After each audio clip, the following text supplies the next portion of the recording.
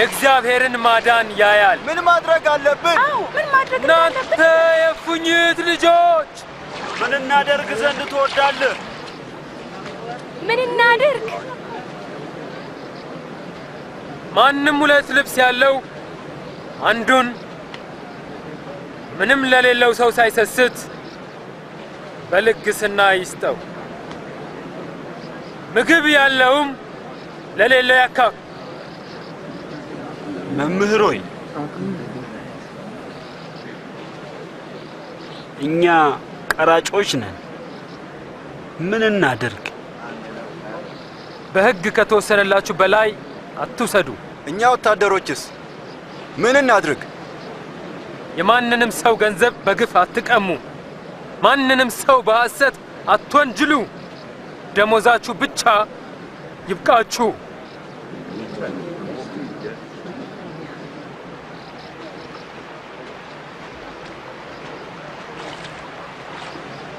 ንገረን እስቲ፣ አንተ ክርስቶስ ነህ?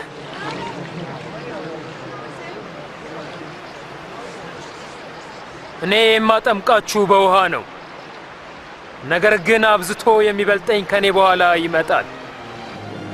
የጫማውን ጠፍር ፈታ ዘንድ እንኳ የማይገባኝ እርሱ በመንፈስ ቅዱስና በእሳት ያጠምቃችኋል። መንሹ በእጁ ነው፣ የአውድማውንም እህል ያጠራል፣ ስንዴውንም በጎተራው ይሰበስባል።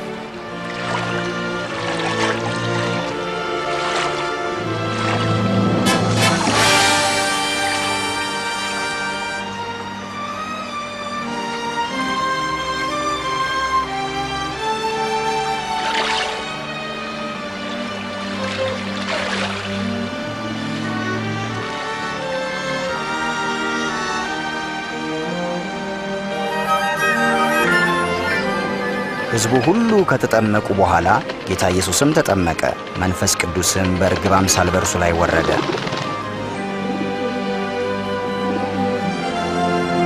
ከሰማይ የመጣ ድምፅም የምወድህ ልጄ አንተ ነህ፣ በአንተም ደስ ይለኛል አለ።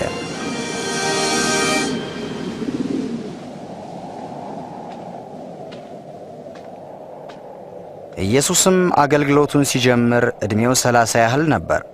መንፈስ ቅዱስን ተሞልቶ ከዮርዳኖስ ተመለሰ። በመንፈስም በምድረ በዳ ተመርቶ 40 ቀን በዲያብሎስ ተፈተነ።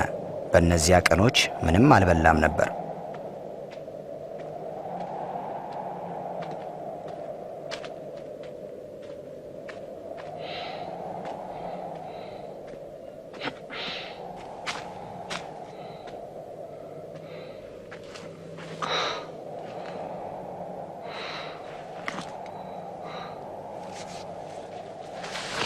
ዲያብሎስም ሲፈትነው አንተ እግዚአብሔር ልጅ ከሆንክ ይህ ድንጋይ እንጀራ እንዲሆን እዘዝ።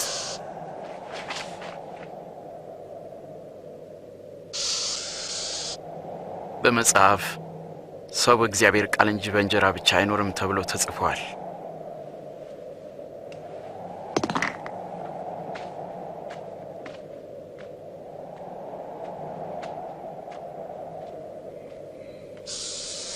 ከዚያም ዲያብሎስ ወደ ረጅም ተራራ ወስዶት የዓለምን መንግስታት ሁሉ በቅጽበት አሳየው።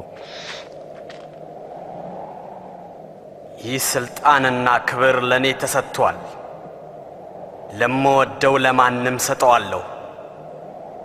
አንተም ለኔ ብትሰግድልኝ ይህ ሁሉ ላንተ ይሆናል።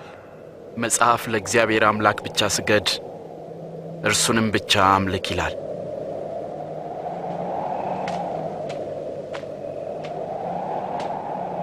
ከዚያም ዲያብሎስ ወደ ኢየሩሳሌም ወሰደው። በመቅደስም ጫፍ ላይ አቆመውና ይጠብቁ ዘንድ መላእክትን ስላንተ ያዝልሃል፣ እግርህም በድንጋይ ከቶ እንዳይሰናከል በእጃቸው ያነሱሃል ተብሎ ተጽፏልና። የእግዚአብሔር ልጅ ከሆንክ እስቲ ራስን ከዚህ ወደ ታች ወርውር። በእግዚአብሔር ቃል ጌታ አምላክን አትፈታተነው ተብሎ ተጽፏል።